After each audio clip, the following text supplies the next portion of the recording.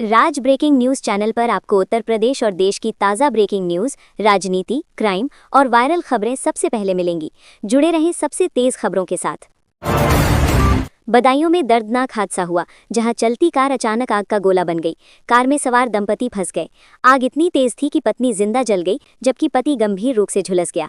स्थानीय लोगों ने किसी तरह आग बुझाने की कोशिश की और घायल को अस्पताल पहुंचाया। पुलिस मामले की जांच कर रही है। शुरुआती कारण शॉर्ट सर्किट या तकनीकी खराबी माना जा रहा है। UP news. चौधरी चरण सिंह अंतर्राष्ट्रीय हवाई अड्डा पर दुबई से काठमांडू जा रहे विमान की ईंधन कम होने के कारण इमरजेंसी लैंडिंग कराई गई। पायलट ने समय रहते एयर ट्रैफिक कंट्रोल को सूचना दी, जिसके बाद विमान को सुरक्षित उतारा गया। सभी यात्री सुरक्षित बताए जा रहे हैं और किसी के हताहत होने की खबर नहीं है। तकनीकी जांच के बाद आगे की उड़ान के लिए आवश्यक कार्यवाही की जा रही है। कानपुर में 2 बाइकों की आमने सामने टक्कर में 3 युवकों की मौके पर मौत हो गई। हादसे में एक युवती समेत 2 लोग गंभीर रूप से घायल हुए, जिन्हें अस्पताल में भर्ती कराया गया। दुर्घटना तेज रफ्तार और लापरवाही के कारण बताई जा रही है। पुलिस ने शवों को पोस्टमार्टम के लिए भेजकर मामले की जांच शुरू कर दी है। एटा में रोडवेज रंग की बस और ट्रक के बीच भीषण टक्कर हो गई। टक्कर इतनी जोरदार थी कि दोनों वाहन अनियंत्रित होकर खाई में जा गिरे। हादसे में करीब 1 दर्जन लोग घायल हो गए, जिन्हें स्थानीय लोगों की मदद से बाहर निकालकर अस्पताल पहुंचाया गया। मौके पर पुलिस और राहत टीम पहुंची और बचाव कार्य चलाया गया। दुर्घटना का कारण तेज रफ्तार और लापरवाही माना जा रहा है।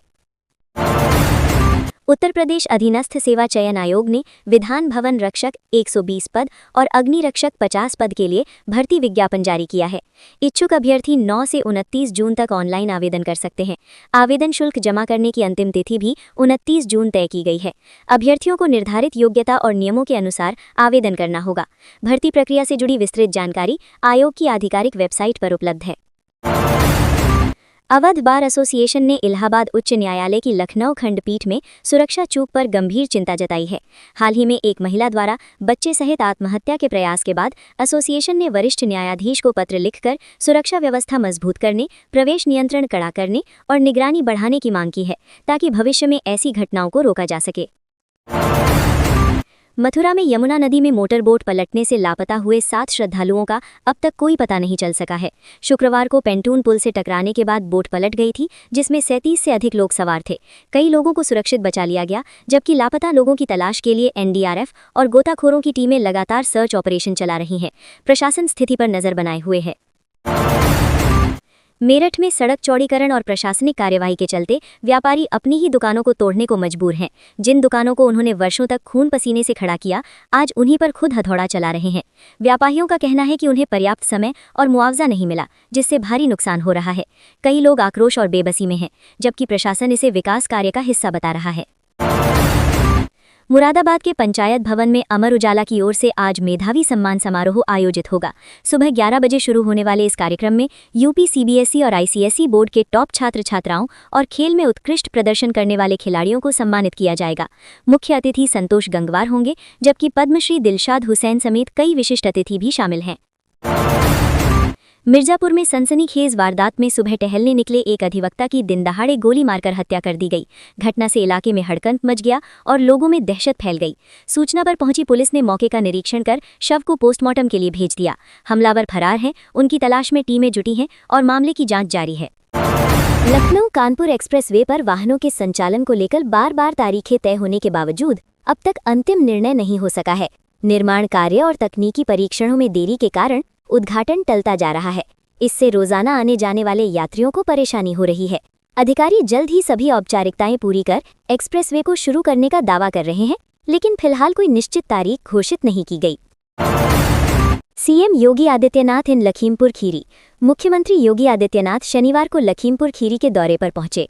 उन्होंने पलियाकला तहसील के थारू क्षेत्र चंदन चौकी में थारू जनजाति के परिवारों को जमीन के मालिकाना हक संबंधी अधिकार पत्र सौंपे। इस दौरान मुख्यमंत्री योगी ने विपक्षी दलों पर जमकर निशाना साधा।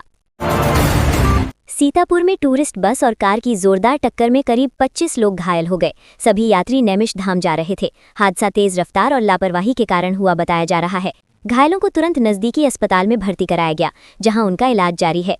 पुलिस ने मौके पर पहुंचकर जांच शुरू कर दी है और यातायात सामान्य कराने की कोशिश की जा रही है। उत्तर प्रदेश में शादी वाले घरों को बड़ी राहत देते हुए एक साथ 8 गैस सिलेंडर लेने की सुविधा दी गई है। इसके लिए आवेदक को शादी का निमंत्रण कार्ड दिखाकर आवेदन करना होगा। ये व्यवस्था खास तौर पर शादी समारोह में गैस की कमी से बचने के लिए लागू की गई है। संबंधित एजेंसियां सत्यापन के बाद सिलेंडर उपलब्ध कराएंगी, जिससे आयोजन सुचारू रूप से हो सके। आगरा में एक अनोखा मामला सामने आया, जहां शादी के बाद सुहागरात से पहले दुल्हन ने दूल्हे के सामने अजीब शर्त रख दी। बताया जा रहा है कि दुल्हन ने पहले अपनी कुछ मांगे पूरी करने की बात कही, जिसे सुनकर दूल्हा घूंघट उठाने की हिम्मत नहीं कर सका। बात धीरे धीरे विवाद में बदल गई और दोनों पक्षों में कहासुनी शुरू हो गई। मामला बढ़ने पर पुलिस को बुलाया गया। पुलिस भी पूरी घटना सुनकर हैरान रह गई। बाद में दोनों पक्षों को समझाकर शांत कराया गया, लेकिन ये घटना इलाके में चर्चा का विषय बनी हुई है। मेरठ के सदर बाजार थाना इलाके के तेली मोहल्ले में शुक्रवार को दिल दहलाने वाली घटना सामने आई है। बेसिक शिक्षा विभाग से सेवानिवृत्त लिपिक उदय भानु विश्वास अपनी 33 वर्षीय अविवाहित बेटी प्रियंका विश्वास की लाश के साथ कई दिनों तक घर में रहा। फिर अचानक वो घर पर बाहर से ताला लगाकर लापता हो गया और करीब 4 महीने बाद जब वापस लौटा, तब इस भयानक राज से पर्दा उठा। बेटी प्रियंका का कंकाल घर पर बेड पर मिला है। पुलिस ने उदय भानु को गिरफ्तार कर लिया। प्राथमिक पूछताछ में तंत्र मंत्र के चलते मौत होना सामने आया है। सीओ सदर कैंट नवीना शुक्ला का कहना कि पुलिस पूछताछ करने में जुटी है। जनगणना ड्यूटी को लेकर एक महिला कर्मचारी की परेशानी सामने आई है। उसने अधिकारियों से कहा कि वो 8वें महीने की गर्भवती है, ऐसे में घर घर जाकर काम करना उसके लिए मुश्किल है। महिला ने स्वास्थ्य और सुरक्षा का हवाला देते हुए ड्यूटी से छूट या हल्की जिम्मेदारी देने की मांग की है। इस मुद्दे ने प्रशासनिक संवेदनशीलता पर सवाल खड़े किए हैं। अब देखना है कि अधिकारी उसकी स्थिति को देखते हुए क्या निर्णय लेते हैं।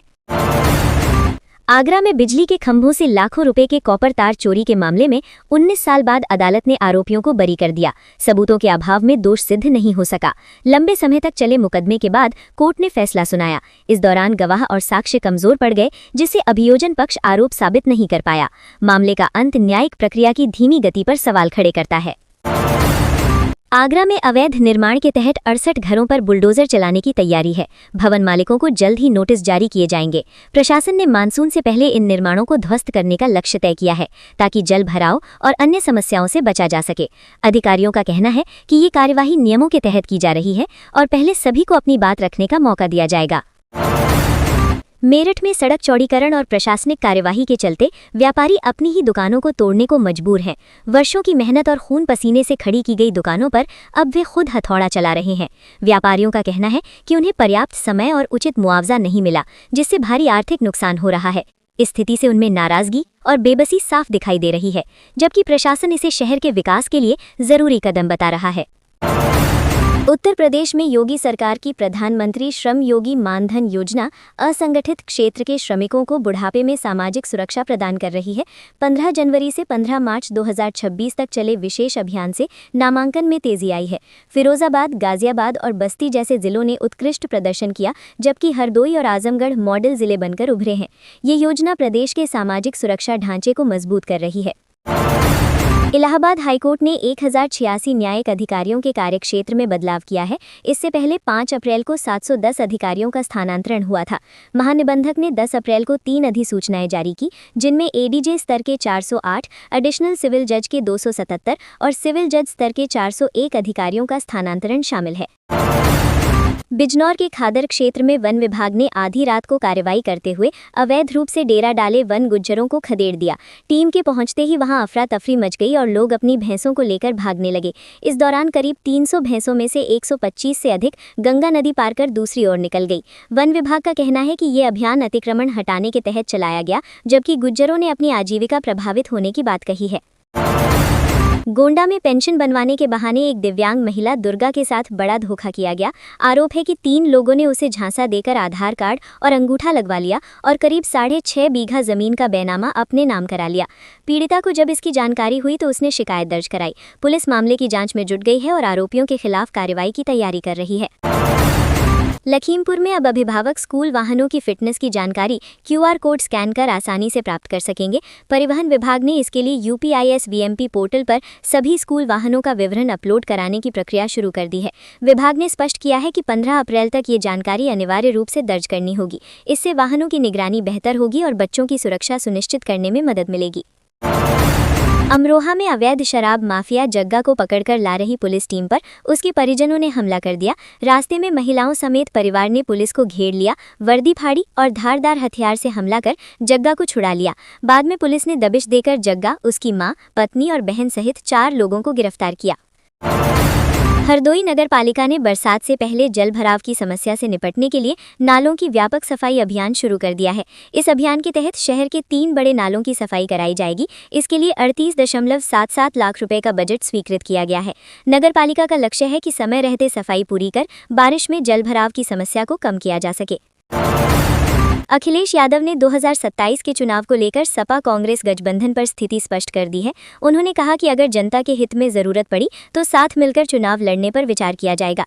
फिलहाल दोनों दल मिलकर मुद्दों पर काम कर रहे हैं और भाजपा को हराने की रणनीति बना रहे हैं। उन्होंने संकेत दिए कि समय आने पर गठबंधन को लेकर अंतिम फैसला लिया जाएगा। कन्नौज के ठठिया क्षेत्र में घरेलू विवाद के बाद ससुराल पक्ष ने बहू को घर से निकाल दिया। इस घटना से आहत पति पप्पू सक्सेना ने यूपी 112 पर शिकायत दर्ज कराई। सूचना पर पुलिस मौके पर पहुंची, लेकिन तनाव के बीच युवक ने फांसी लगाने का प्रयास कर लिया। पुलिसकर्मियों ने तुरंत हस्तक्षेप कर उसकी जान बचाई। मामले में आगे की कार्रवाई की जा रही है।